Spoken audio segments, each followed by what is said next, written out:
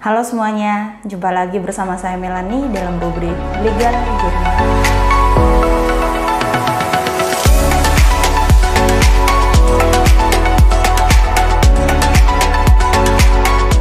Banyak di antara kalian yang selalu bertanya mengapa biaya pengacara itu mahal gitu ya. Bahkan juga banyak dari kalian yang enggan pergi ke pengacara atau ke advokat begitu ya untuk melakukan konsultasi hanya karena takut kalau seandainya pada saat selesai konsultasi biaya yang dikenakan itu sangat mahal gitu ya.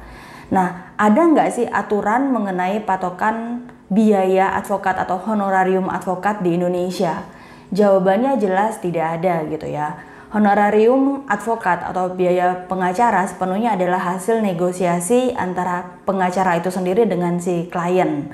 Nah, tidak ada batas, tidak ada limitation, tidak ada aturan hukum baik tentang undang-undang advokat begitu ya ataupun aturan turunannya mengenai kode etik advokat Indonesia. Itu tidak mengatur standar penetapan biaya pengacara yang jelas.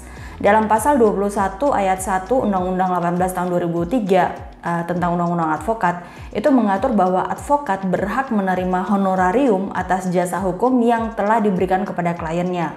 Pasal 21 ayat 2 Undang-Undang 18 tahun 2003 juga menyatakan bahwa besarnya honorarium atau besarnya jasa hukum sebagaimana dimaksud pada ayat 1 ditetapkan secara wajar berdasarkan persetujuan kedua belah pihak. Jadi ditegaskan kembali lagi dalam pasal 4 huruf D dan E gitu ya di dalam kode etik advokat Indonesia gitu ya bahwa dalam menentukan besarnya honorarium advokat atau dalam menentukan besarnya jasa hukum, biaya jasa hukumnya itu wajib mempertimbangkan kemampuan klien. Advokat tidak dibenarkan membebani klien dengan biaya-biaya yang tidak perlu.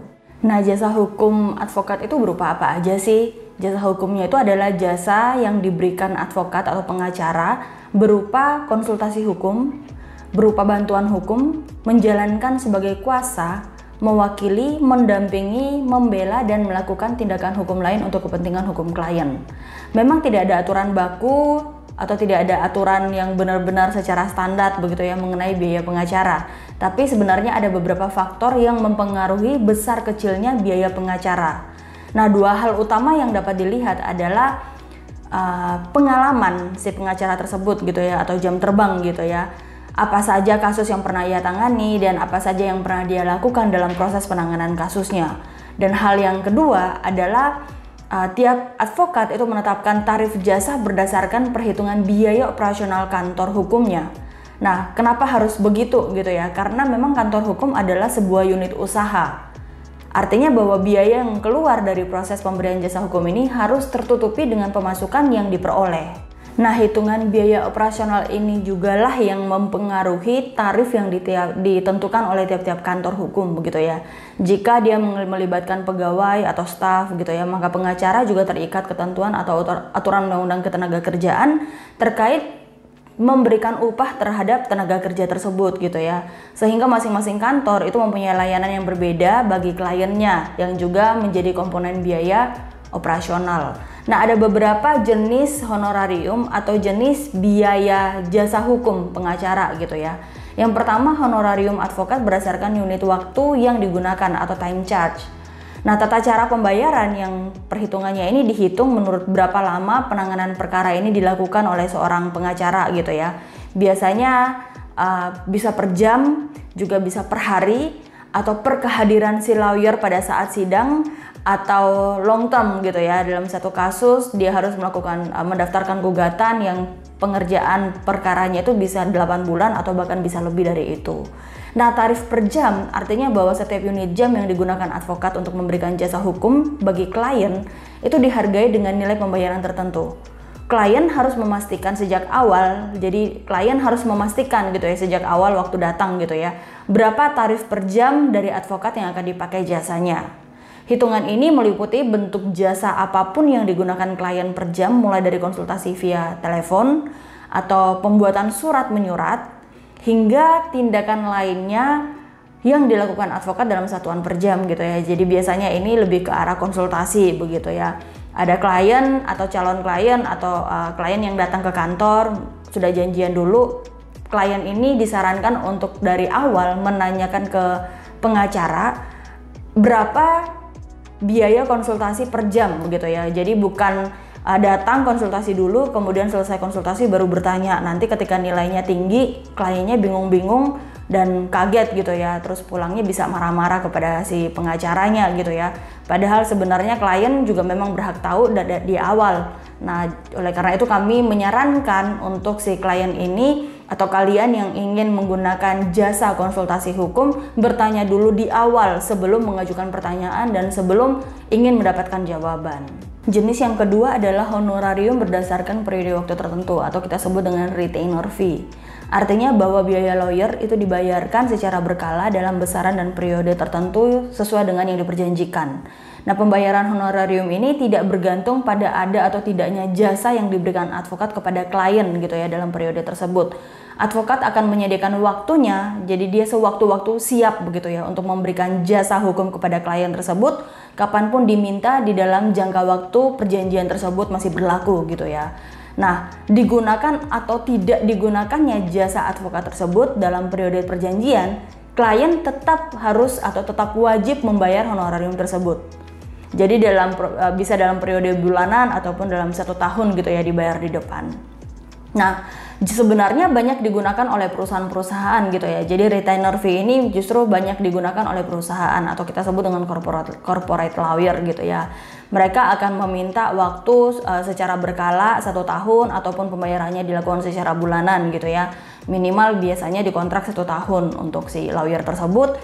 Dan kalau memang ada langkah hukum yang perlu diambil atau yang sudah diambil, mereka akan meminta advice dari si pengacara atau konsultan hukum tersebut untuk memberikan pendapat hukumnya gitu ya, atau kita bisa sebut dengan legal opinion dan juga advice apa yang memang harus dilakukan atau apa langkah hukum selanjutnya yang perlu disiapkan dan perlu dilakukan.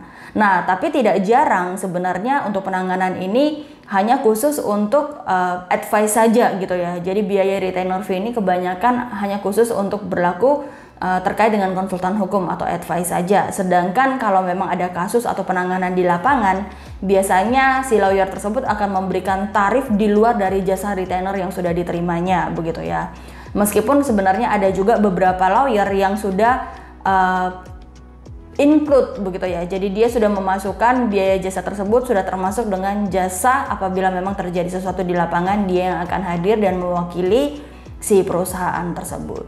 Nah, jenis yang ketiga itu adalah honorarium berdasarkan nilai borongan perkara gitu ya, atau kita bisa sebut dengan tarif pasti. Nah, tarif pasti ini adalah jenis honorarium yang dinilai dan dibayarkan sekaligus di muka untuk menyelesaikan suatu perkara hingga tuntas. Apapun yang terjadi dalam perkara tersebut, advokat tidak akan menagih tambahan honorarium untuk perkara yang ditangani ini hingga selesai gitu ya. Menang atau kalah, honorarium advokat sudah dilunasi di awal, jadi harus dilunasi di awal. Bisa juga dibayarkan secara bertahap, namun besar honorarium tidak dapat dikurangi oleh klien dari besaran yang sudah disepakati sebelumnya. Dan jenis yang keempat itu adalah honorarium advokat berdasarkan porsi keuntungan yang dimenangkan klien atau kita sebut dengan tarif kontingensi gitu ya.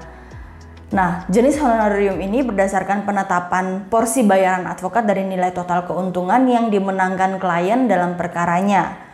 Secara sederhana, advokat ini akan mendapatkan bayaran sebesar persentase yang disepakati di awal jika klien berhasil mendapatkan keuntungan yang diharapkan dari perkaranya. Ini biasanya karena contohnya itu adalah apartemen gitu ya, kasus apartemen, para penghuni ini kan banyak ya.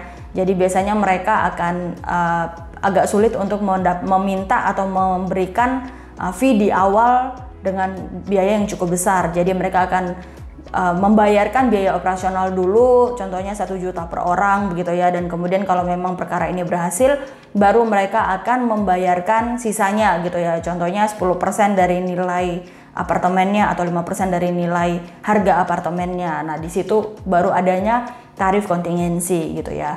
Dan yang kelima ada success fee. Success fee ini artinya bahwa di luar dari tarif yang saya sebutkan atau saya jelaskan di atas untuk membayar honorarium advokat, masih bisa juga pengacara ini memperjanjikan gitu ya mengenai biaya kemenangan suatu perkara sebagai insentif tambahan bagi advokat jika disetujui oleh klien.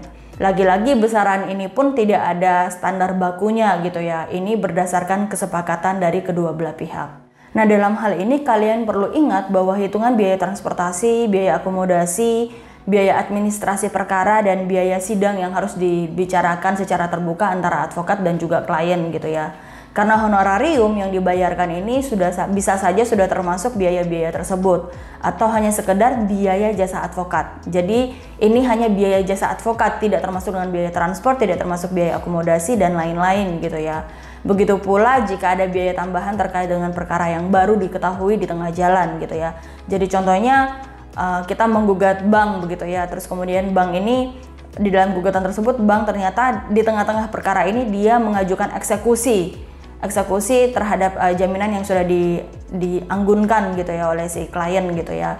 Nah, di tengah-tengah itu kan kita harus melakukan perlawanan gitu ya, upaya perlawanan dan lain-lain. Nah, upaya-upaya ini tidak termasuk dengan biaya di awal yang sebelumnya ini kita sudah perjanjikan gitu ya. Nah, tarif advokat dalam sebuah kantor hukum itu dipengaruhi juga dengan pengalaman advokat tersebut gitu ya.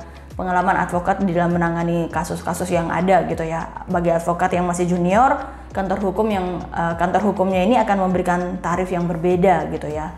Nah, dan di dalam menentukan tarifnya, seorang advokat juga harus memperhatikan ekspektasi dari klien gitu ya.